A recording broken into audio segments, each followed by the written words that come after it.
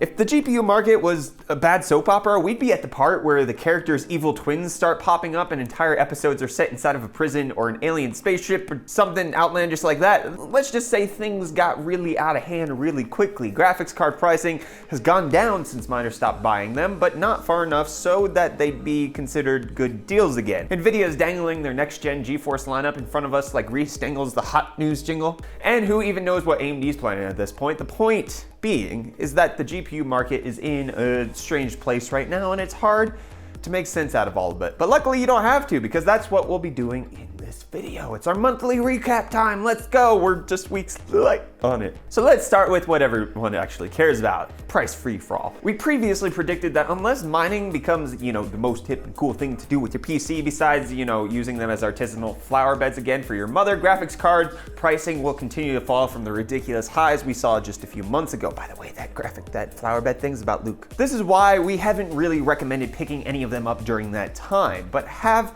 prices actually gotten better over the last few months, or are we just being bamboozled by sales and discounts printed in massive fonts, disguising as actual deals? Have prices gotten low enough that your friends won't ridicule you for buying one right now? Will Reese produce a hot news jingle before our jingle-starved hearts give out? Let's investigate. In order to really understand what's been happening with graphics card prices, there's no better place than to start right at the beginning, or more specifically with the MSRPs of some of the most popular cards. Kicking things off, we have the 1050 Ti, which launched at $139, the 1066 gig at $249, and the 1070 at $379, and the 1080 Ti, which you could have picked up for $699. For the red team, we have the RX 574 gig at $169, the RX 588 gig at $229, and the Vega 56 and 64 coming in at $399 and $499 respectively. Now, as all of us know, these prices didn't stick for very long, and some cards even peaked at more than double their MSRP around the start of this year. Thankfully, as we reported a few months ago, prices have started to come down from said highs significantly, along with mining interest and profitability, which we've already covered the mining update for this month right up there. Back in April, you could pick up a GTX 1050 Ti for $190, a 1060 for $330, a 1070 for $490, and a 1080 Ti for around $1,027.40.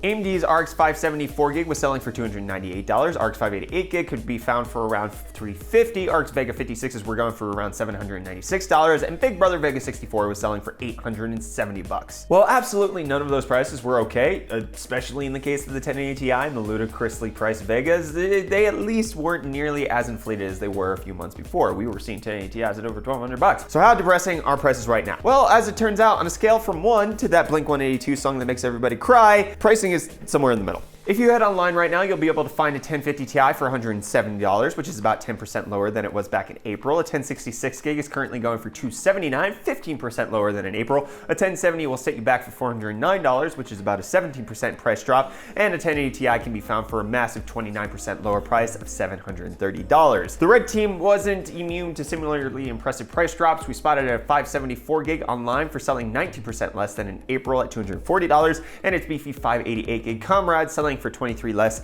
at $270. The two biggest offenders of the bunch, the evil RX Vega twins, also saw huge price reductions. The Vega 56 can be found for $530, a 33% drop, and the 64 can be found for $590, 32% down. Clearly, the impact of mining on GPU prices have been drastically fading in the months after the whole crypto price correction. So much so that many of our favorite cards are actually looking pretty attractive again. That being said, we're sticking to our guns and recommending that you don't go pick one of these up. Even at these more seductive prices, none of the cards we looked at were selling for MSRP or lower. You might be able to find them on sale, but it's not a general rule. Buying cards for the current selling price just makes no sense to us. Everything we've seen so far shows that the prices will likely continue to fall in the coming months, and even more so when Nvidia does finally unveil their next-gen offerings. There are remarkably few reasons not to wait until at least then before pulling the trigger on a new card. Even getting a 10 series card when the 11 series comes out makes a ton of sense, my friends. The only reason to consider a card right now is if it's massively discounted to below MSRP, or your GPU actually blows up and you have nothing else to put back in your system. Or you could potentially need something on the low end to tide you over while you save up for a next gen card. That might change in our next GPU market update video if prices drop dramatically, and that's actually a pretty big possibility if this next bit of news are any indication. Oh,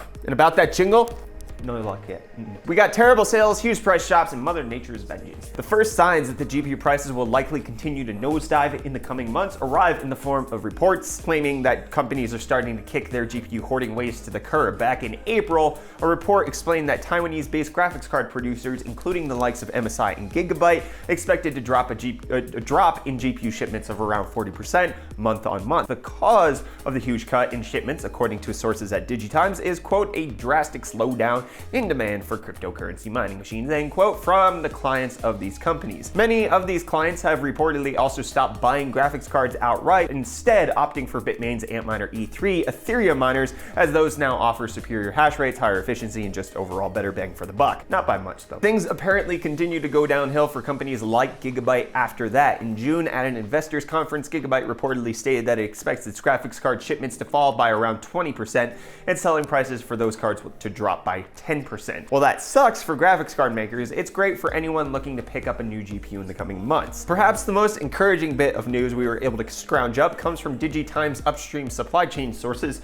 of which they claim that the graphics card prices are expected to see an average drop of around 20% in July. The reasons for this are nothing that we haven't already discussed: drastically lower demand and overstock of cards, but it's nice to hear another source confirming continued price drops. Unfortunately, for the sake of balance in the universe, we can't have good news without a little bad. The first bit of not so good news comes in the form of rumors and speculation surrounding NVIDIA's next-gen cards. We've repeatedly stated that anyone looking for a GPU upgrade should seriously consider waiting for the GTX 11 series cards to drop, even if you're eyeing a higher-end Pascal card, because those prices should come down. There's little doubt in our minds that when NVIDIA does decide to release the friggin' things, manufacturers, distributors, and retailers will have no choice but to drastically cut the prices of the current gen cards, unless you're Asus in South Africa, because you don't drop prices because apparently you're the BMW of card manufacturers. Whatever. The only issue here is that no one knows exactly when that'll actually happen. NVIDIA isn't giving us any real information to work with, and while we're pretty sure the new cards will launch this year, sometime this year, there are no guarantees, which is where the aforementioned rumor and speculation comes in. Some believe that we might only get our hands on NVIDIA's next-gen cards far, far later than expected, and it's all AMD's fault. See, even though AMD has seemingly resigned from giving NVIDIA any real competition for the time being, they are working on next-gen cards of their own set for release somewhere far down the line, and said cards will be built on the 7nm process. NVIDIA's next-gen cards are believed to be built on the 12nm process. Many suggest that because NVIDIA doesn't want AMD to have a leg up in any way, the company might decide to skip the 12nm process entirely in favor of going straight to 7nm, thus delaying things. This would require some serious time and resources to pull off, and if true, should delay the launch of the 11 series cards quite a bit. Now, as bad as that would be, we highly doubt things will play out like that. Even though smaller processes like 7nm would undoubtedly be more efficient than 12nm, it wouldn't be nearly enough to justify the cost and time investment of scrapping an entire project to start a new one. People don't care about what processing tech their graphics card is sporting, only that it's powerful and runs the games that they want to play at the quality that they want to play them. A much more immediate and far more likely threat to the declining GPU prices involve Mother Nature and some water. Flood recently hit Sichuan, a province in China, reportedly home to 70% of the country's mining operations. The flooding has reportedly damaged and destroyed tens of thousands of mining systems, as well as ASIC miners, dropping global Bitcoin mining hash rate significantly. Because these miners likely aren't the type to give up easily, all of these mining systems will likely have to be replaced. And while we have no idea just how bad the damage from the flood was, a major influx of demand from these miners might just be enough to temporarily pause the gradual PC GPU price decline we've seen over the last few months. While we don't personally believe this will be the case, it's not entirely unlikely. Which brings us to the end of the State of the GPU Market update. While there were some worrying reports and rumors pointing to GPU price increases or stagnation, the overwhelming majority of evidence and news stories we looked at were encouragingly positive. Prices have gone down hugely since earlier this year. Most signs show that this trend will continue